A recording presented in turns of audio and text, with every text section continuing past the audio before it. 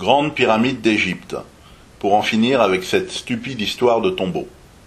La version officielle, c'est l'histoire d'un immense pharaon, dont on n'a retrouvé en fait qu'une minuscule statuette d'ivoire de 10 cm de hauteur.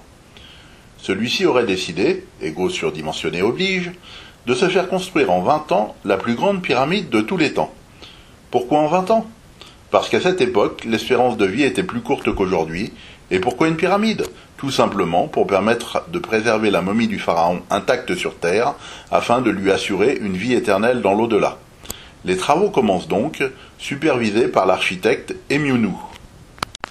Dans le but de pallier à un décès prématuré du pharaon, les ouvriers commencent par creuser une chambre souterraine à 30 mètres de profondeur, pour que son plafond, largement dimensionné, puisse supporter le poids futur de la pyramide.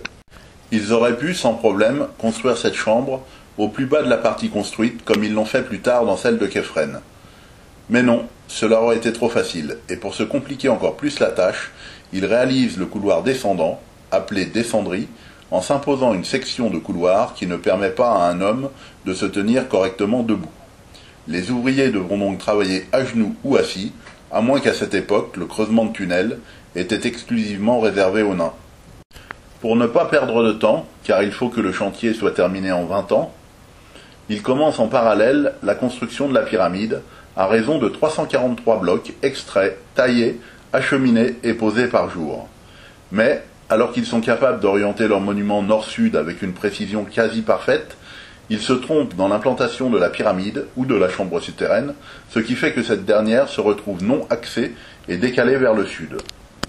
Dans la chambre souterraine en travaux, l'air devient vite irrespirable. Alors, pour remédier au problème de ventilation, ils creusent un autre conduit en partant d'une petite cavité naturelle appelée grotte et le raccordent vers le bas de la descendrie. La construction avance jusqu'à ce que la descendrie rejoigne presque l'entrée de la pyramide, quand tout à coup, l'architecte se rend compte que creuser est beaucoup plus difficile que de construire. De plus, cela ne permet pas de réaliser des petits conduits pour permettre une ventilation correcte ou pour permettre à l'âme du pharaon de s'échapper vers les étoiles. Le projet de la chambre souterraine, située à 30 mètres sous terre, est donc abandonné au profit d'un nouveau projet, celui de la chambre de la reine, située à 30 mètres au-dessus du sol. La construction du couloir ascendant commence donc, toujours probablement réalisée par et pour des nains munis de semelles à crampons, mais comme l'idée de la chambre de la reine est arrivée un peu tard, il faut aussi raccorder la partie construite du couloir à la descendrie en creusant dans des blocs déjà mis en place. Cette fois-ci, l'architecte ne se trompe pas et axe parfaitement sa chambre, mais il finit par s'apercevoir qu'un long couloir réalisé pour des nains n'est pas vraiment ce qu'il y a de plus pratique pour amener le sarcophage ainsi qu'une statue dans cette chambre.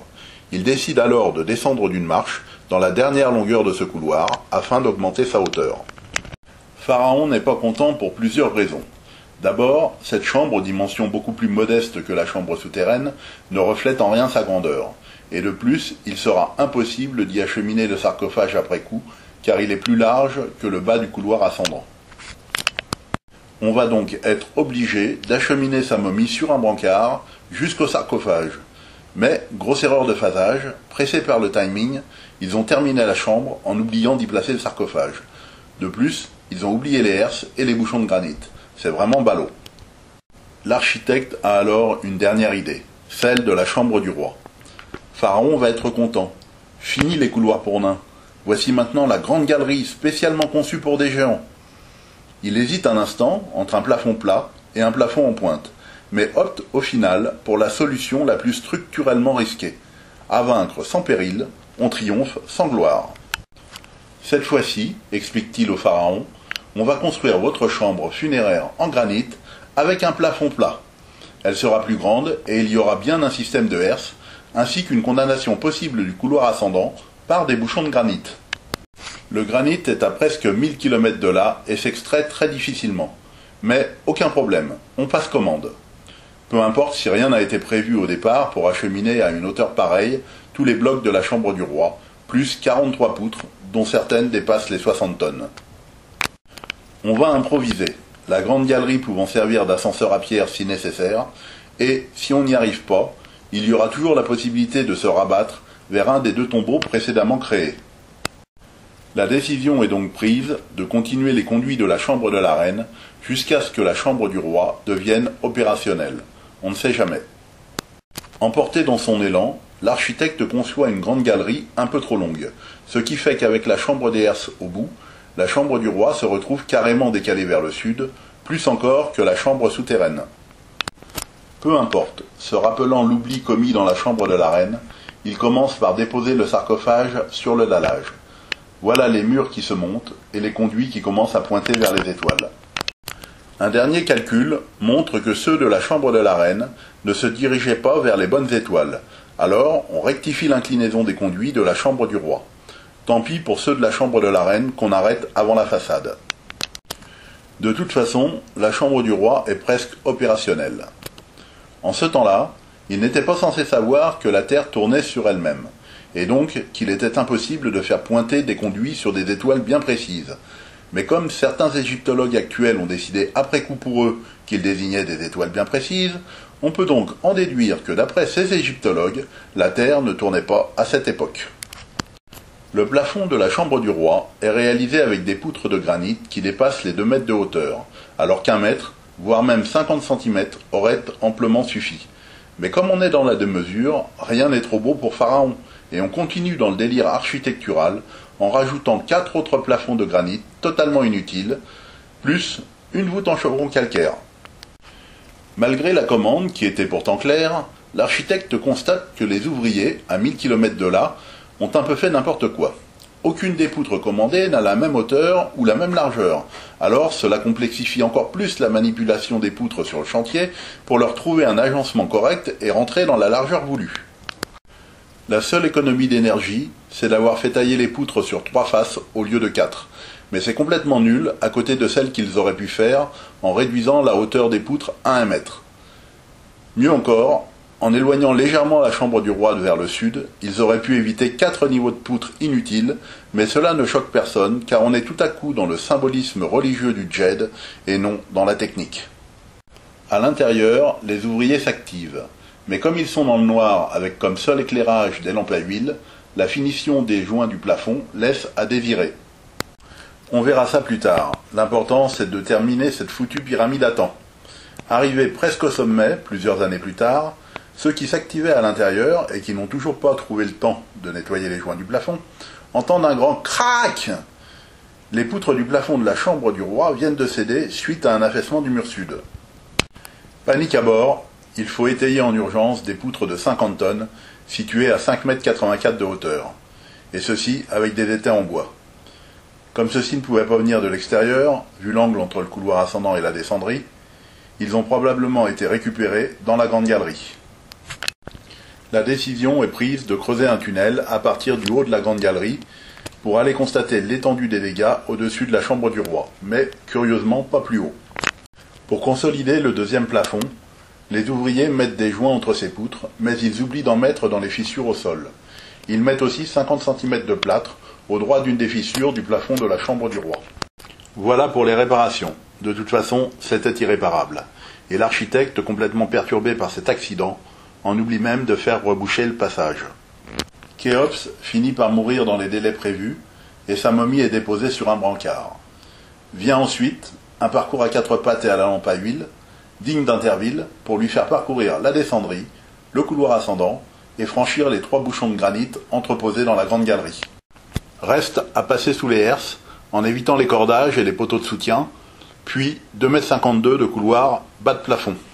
Et hop, la momie est enfin déposée dans son sarcophage claveté. L'architecte ravale sa salive en pensant qu'il a bien prévu des conduits pour permettre à l'âme du pharaon de s'échapper vers les étoiles, mais qu'il a complètement oublié de prévoir un trou pour qu'elle puisse sortir de son sarcophage.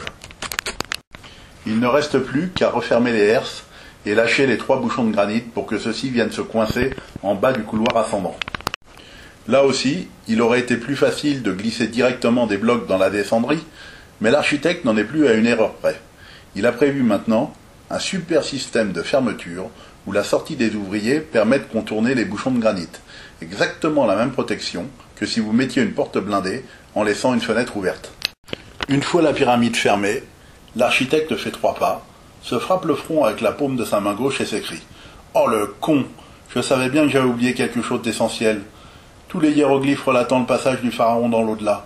Mon Dieu, mais comment ils vont faire les historiens pour savoir qu'elle appartenait à Khéops? Il meurt peu de temps après, emportant avec lui le secret de la construction. Plusieurs milliers d'années plus tard, le calife Al-Mamoun décide de piller la grande pyramide. Ses ouvriers ratent l'entrée réelle et commencent à creuser juste un peu plus bas sur la face nord. À un moment donné, bien inspiré, il bifurque à gauche et, coup de chance, tombe juste devant les 3 bouchons de granit du couloir ascendant. La voie est libre. Arrivé dans l'antichambre, ou chambre des herses, il commence par passer au-dessus des herses et attaquer le linteau du couloir de la chambre du roi sur 1,26 m de profondeur, alors qu'il était beaucoup plus simple et moins dangereux d'attaquer la dernière herse. Pour sortir le trésor, il s'attaque ensuite aux rainures des herses pour les déloger et les évacuer. La manipulation abîme d'ailleurs le haut de la grande galerie. Les voilà maintenant devant le sarcophage claveté. Mais, comme ils sont un peu cons, au lieu d'attaquer directement le couvercle au niveau des clavettes, ils s'attaquent à un angle, puis perdent un temps fou à faire sauter tout le pourtour du sarcophage. Une fois celui-ci ouvert, ils s'amusent aussi à retailler son bord interne. Comme on n'a jamais retrouvé son couvercle, doit-on en déduire que chacun des pilleurs en a emporté un morceau en souvenir? Pourquoi n'ont-ils pas emporté le reste du sarcophage alors, si le granit les intéressait autant? Mystère.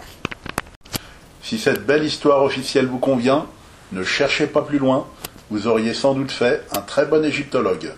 Maintenant, si vous voulez vraiment connaître le rôle exact des 3 chambres, des couloirs et des conduits de cette pyramide, je vous invite à lire le livre « Grande pyramide d'Égypte, les 7 vérités qui dérangent ». Il est grand temps que la vérité éclate et que tout le monde sache. Bonne lecture, et si vous aimez, n'oubliez pas d'en parler à vos amis.